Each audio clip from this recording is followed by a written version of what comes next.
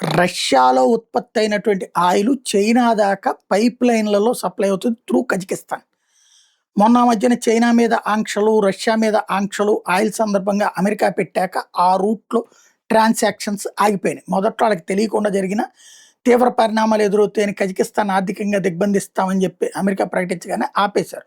ఇంకోటి వీళ్ళు ఈ నాటో దేశాల కాన్సెప్ట్‌తో వీళ్ళు కూడా కావాలనే ఆళ్ళ మధ్యన ఎదగకూడదన్నటువంటి ప్రయత్నంతో ఆపేశారు. ఇప్పుడు తాజాగా సీన్ మారింది. అమెరికా ఆదేశాలతో ఇప్పుడు అమెరికానే రష్యా ఆయిల్ మీద నిషేధం ఎత్తేసింది గదా! ఇరాన్ ఆయిల్ మీద కూడా నిషేధం ఎత్తేసింది గదా! కాబట్టి ఈ పైప్ లైన్‌లు ఓకే జేసుకోవచ్చు అని చెప్పారట. మార్చి 19, 2027 దాకా అంటే ఈ ఏడాది మార్చి దాకా అని చెప్పి ముందు చెప్పారు. ఏది వచ్చే ఏడాది మార్చి దాకా, మార్చి 19 దాకా.